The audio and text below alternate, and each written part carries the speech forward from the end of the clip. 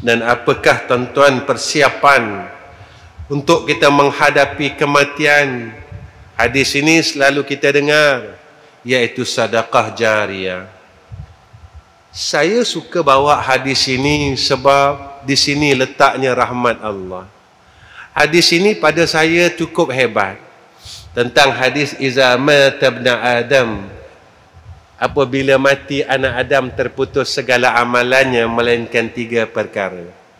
Di sini saya pernah jelaskan tentang hadis ini kepada tuan-tuan. Besarnya rahmat Allah. Pertama, Nabi kata sedekah jariah yang terus mengalir. Jika kita ada duit, tuan-tuan, bolehlah kita buat sedekah jariah. Tetapi itu belum tentu dan belum mungkin orang yang ada harta dia sanggup serahkan hartanya pada Allah kembali. Walaupun dia mengakui bahawa harta yang ada pada dia adalah pemberian Allah, tetapi dia masih bakhil dan kedekut untuk dikembalikan semula kepada Allah.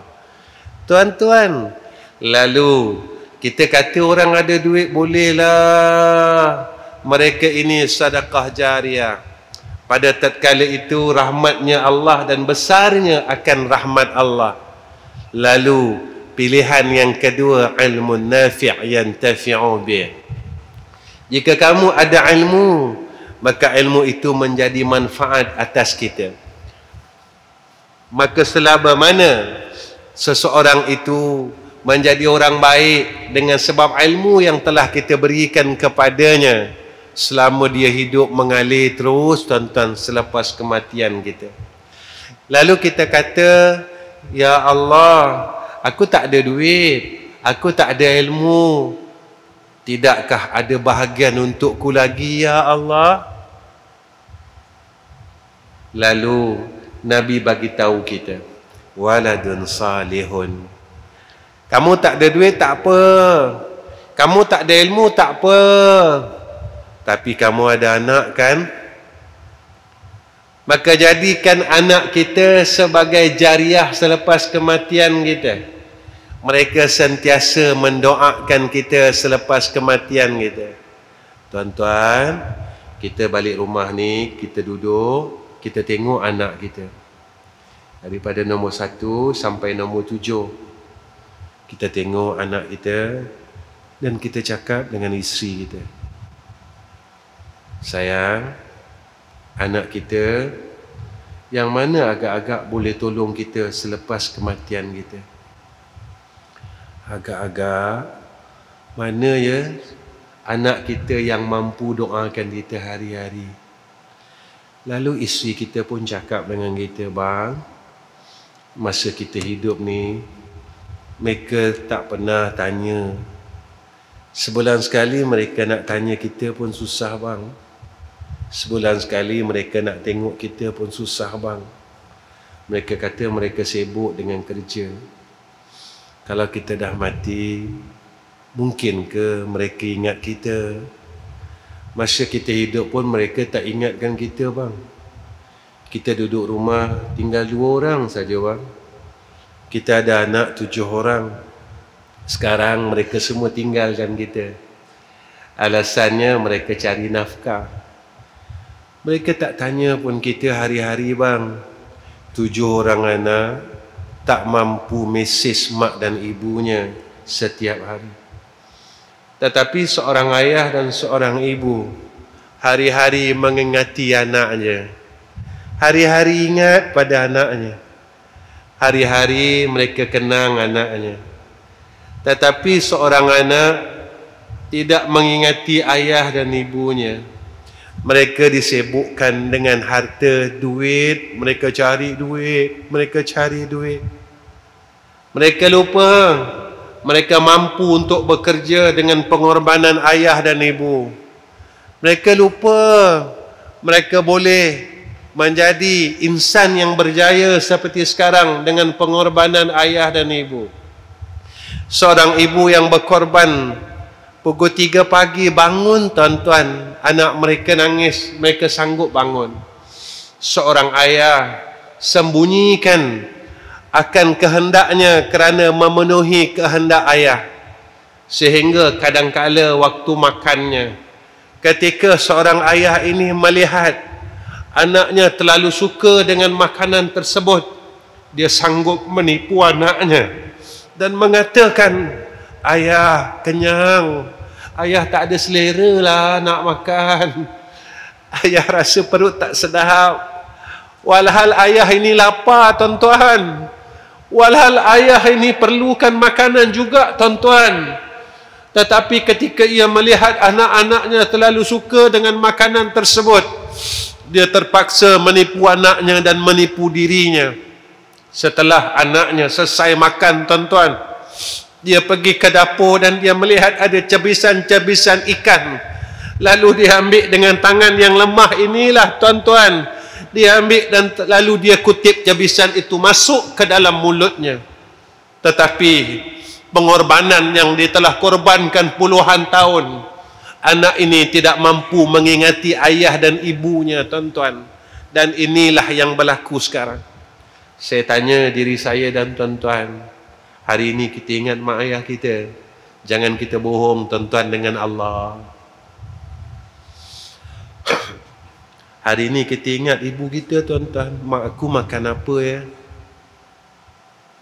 Jangan kita bohong tuan-tuan. Hari ini kita ingat tak ayah kita tuan-tuan? Ayahku makan apa ya? Ayahku tengah buat apa sekarang ya? Seperti mana seorang ayah yang ingat anaknya ketika ia berjayuhan dengan anaknya. Ketika anaknya tuan-tuan duduk jauh dengan dia, dia akan tanya dengan isteri dia, yang Alung sekarang tengah buat apa ya? Alung tengah makan apa ya? Boleh ke yang Alung duduk kat tempat orang ni? Tuan-tuan, anak yang derhaka diharamkan oleh Allah untuk mencium bau syurga Allah. Tuan-tuan, apakah seorang ayah dia tak rasa kecil hati dengan kita sekarang tuan-tuan? Tuan-tuan, perkara yang paling kita takut ketika sedang ia berkecil hati, dia dipanggil oleh Allah. Dan seorang anak dia pun tak tahu, sedang dia berada dalam nazak dan sakaratul maut, dia sedang berkecil hati dengan anaknya. Hati dia berasa dengan seorang anaknya tuan-tuan yang tidak mempedulikan dia. Seorang ibu dia tak cakap tuan-tuan, seorang ayah dia tak cakap. Tuan-tuan, saya seorang ayah dan tuan-tuan seorang ayah. Pernah tak tuan-tuan cakap dengan anak tuan-tuan, yang tuan-tuan kecil hati dengan anak tuan-tuan? Tuan-tuan mengakulah, saya ayah dan tuan-tuan ayah. Pernah tak kita beritahu anak kita, kakak, ayah kecil hati dengan kau kak?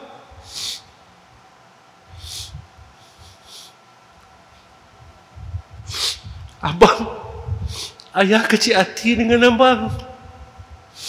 Kita tak bagi tahu tuan-tuan.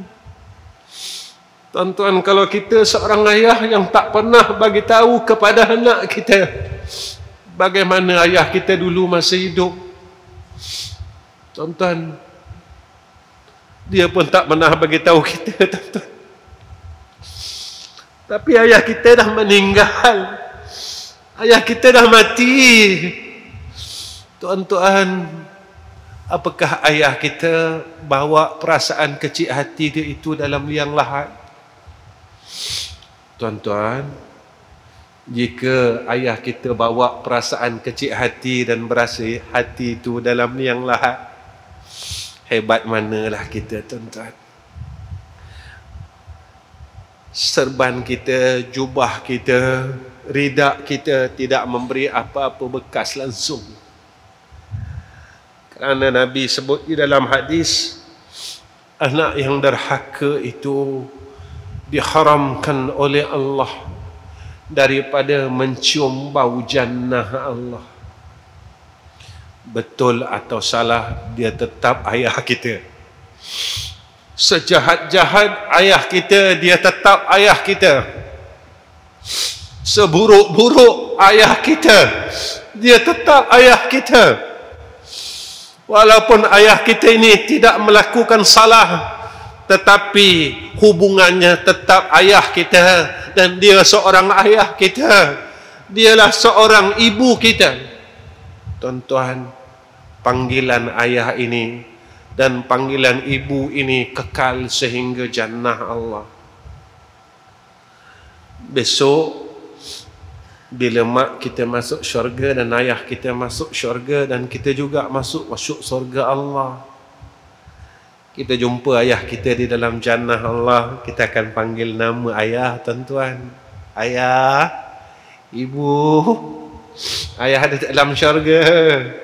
Kita akan berpelukan bersama ayah dan ibu kita, seolah-olah kita sudah lama tidak bertemu dengan ayah kita. Kenapa kita macam seolah-olah? Bukan seolah-olah, memang sudah lama tidak bertemu dan berpisah dengan ayah kita. Kerana tatkala kita di padang mahsyar, kita akan berada di sana ribuan tahun, ratusan tahun, puluhan tahun.